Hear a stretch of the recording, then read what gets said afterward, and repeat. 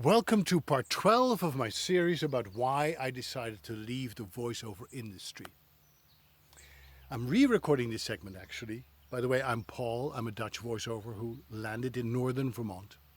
I decided to re-record this segment because I want to thank everybody who's been engaging with me. I know that thousands of people have watched my previous videos. They've left comments, they've shared it with other colleagues, and I'm so grateful for that. So thank you for following along. We're going to number 15, where the end is near.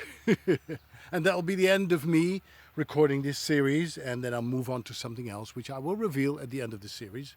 Got to leave them wanting for more, right?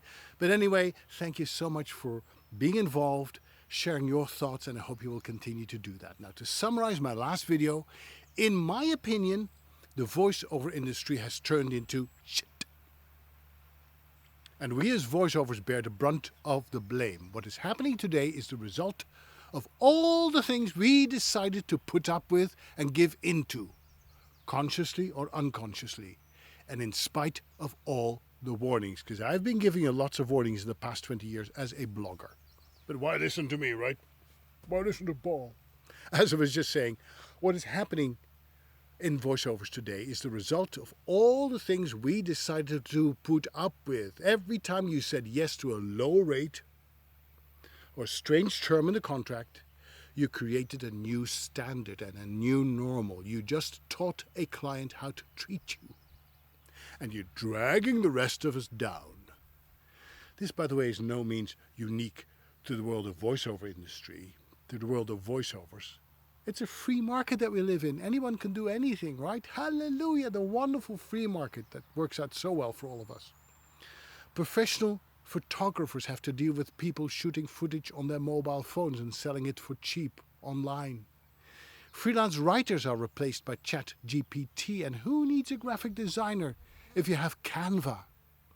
Advertising agencies are replaced by ordinary people turned digital marketers and influencers who use social media to promote products from their kitchen table.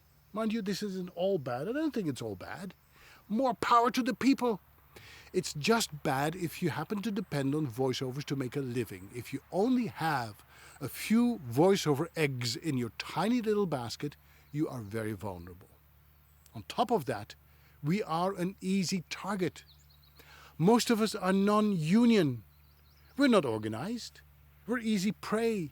We do our work in isolation without any background in business, and if you're just like me, you want to talk into a microphone and not be bothered by everything that's going on in the world.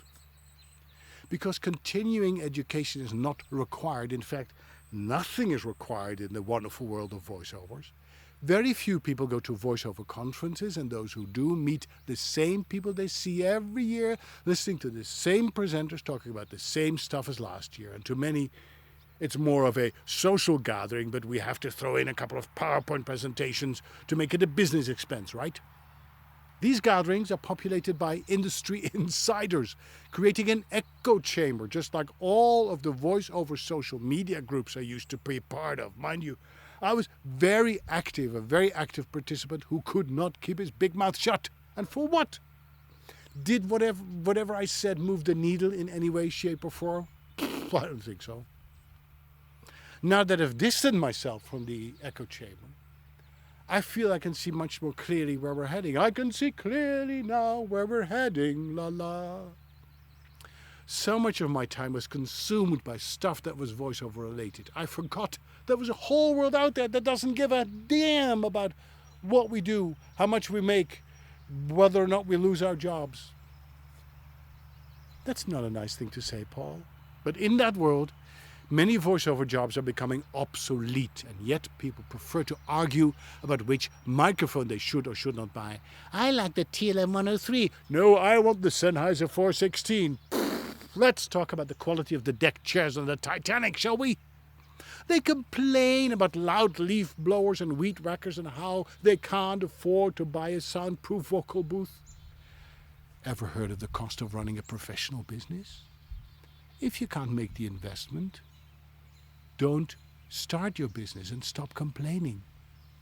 Well, as I'm saying that, I realize that my rant about the business may sound like one long complaint, and I want to apologize if that's your impression. What I want you to understand is that in this series, I want to highlight all the reasons I am done with voiceovers. So don't expect a list of things I love about the business. And believe me, there is still plenty to love. Otherwise, I would not have been in it for 40 years. But as in any divorce, people don't break up for all the things they adore about their partner. And bear in mind, this is just my opinion. Don't take my word for it. I don't claim to be right all the time. In fact, I hope you will prove me wrong. I hope history will prove me wrong. I don't want you to lose your job as a voiceover just because I'm fed up. We're different people with different experiences, different backgrounds, different talents. I want you to be happy and make tons of money. Listen, we have a great and supportive community of voice actors who have embraced this legal Dutch alien since he showed up on their doorsteps with 2 suitcases and a plastic bag. Without that community, I would not be where I am today, and I am forever grateful. But this community is changing too, and I'm going to talk about that next. See you tomorrow.